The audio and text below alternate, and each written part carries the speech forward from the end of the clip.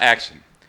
All right, everybody. Welcome back to the Chemical Man podcast. I wanted to come on today and talk about a few things that, we all know it's getting hot, and it's getting very hot for the summertime. Some of you work in the chemical plants know what I mean. Some of you don't. Some of you are trying to get a job out there.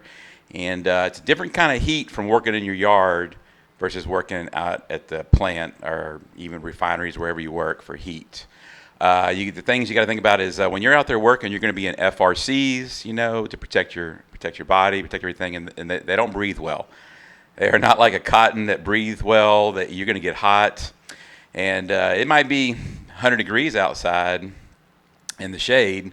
You might be working nights. It's still hot, still 80 something degrees at night. But not only that, you're going to be working around like reboilers. You're going to be working around steam. You're going to be working around heat exchangers. You're going to be working around a lot of stuff that actually produces more heat. So you got to take that in consideration when you're outside working and you're sweating and you're working outside next to like a heat exchanger, or you're working on a pump, or you have a steam leak somewhere and you're trying to fix stuff.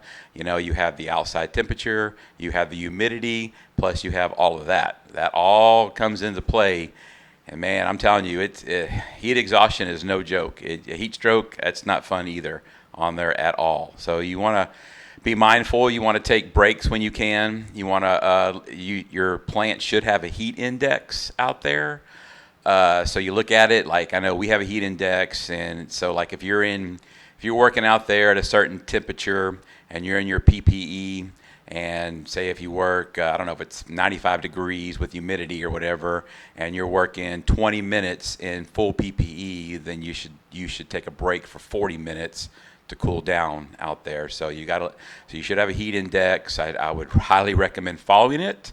I would highly recommend telling your contractors to follow it, because you don't want anybody being passed out.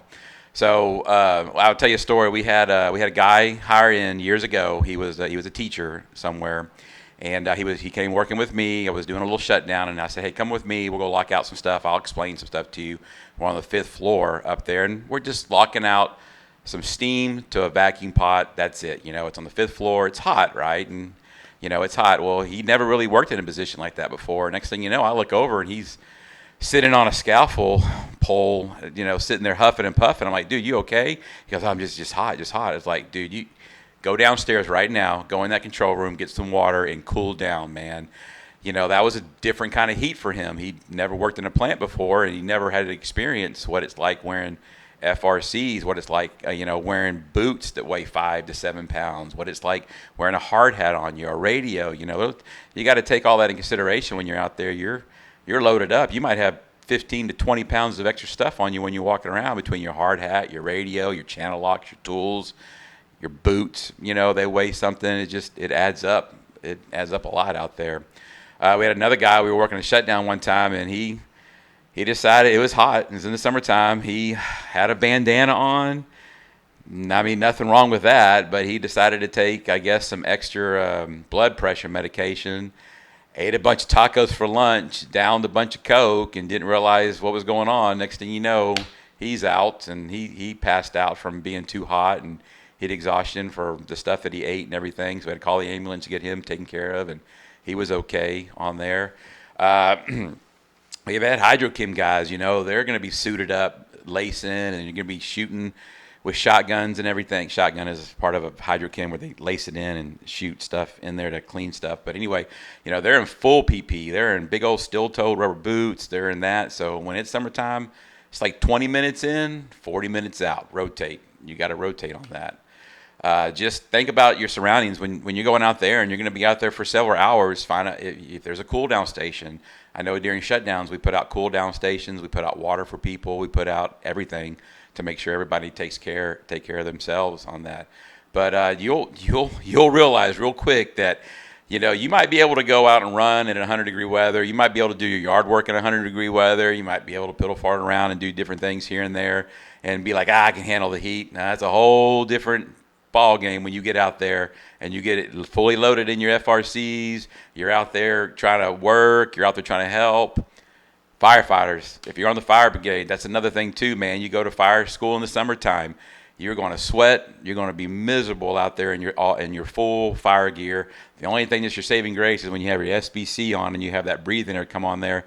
kind of cools your face down a little bit from the bottle. So that's kind of a plus there on that. But man, it's no joke on there. And I just wanted to come on and think about things like that. If you're starting out and you've never worked in a plant, or you've never worked any, I mean, some people work construction, so they'll be able to tell you have. Some people have worked shutdowns. There have been contractors that work shutdowns. They'll be able to, you know anybody like that, they'll be able to tell you that he ain't no joke, man.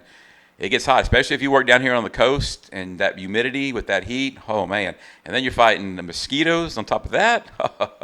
Woo, man! You take all the breaks you can on that one. Don't go out there and try to be He-Man and try to, next thing you know, you pass out trying to get all the job done. Just slow your roll, take your time, drink plenty of water, take Gatorade if you need it. Think about if it's going to be 100 degrees out there. Maybe I shouldn't eat a triple patty water burger and then try to go out and work the last 6 hours of my shift in the heat. Think about what you're going to eat too. Eat lighter food. I'm no nutritionist. I'm just giving you some advice that you can look up on that. But yeah, just think about things when you're going to be out there working. Just prepare for that. I know one of the guys I worked with had some goggles that had like a little fan in it, and so it would help keep the goggles from foaming up. From getting condensation in there when you walk out, because man, you go from the control room to the outside when it's hot, your goggles are immediately going to fog up, going in that cold. You got to clean them. And if you're out in the rack and you start sweating a lot and your goggles start fogging up or whatever, walk out the rack, walk to the road, open them up, clean them. I wouldn't do it inside the rack just in case anything leaks or anything falls. It's the last thing you want to do is take your goggles off. Or if you're wearing glasses, take the glasses off and something gets in your eye or something gets on your face, just take the minute, walk out of the rack, clean your goggles, and walk back in on there too. But anyway, I just wanted to come on here and say, everybody be safe. It's hot. It's going to get hot. We talk about it every year. We always know it's going to get hot in the summertime. And everybody be safe out there. Take your breaks, drink your water, drink your Gatorade, drink Powerade, whatever you want.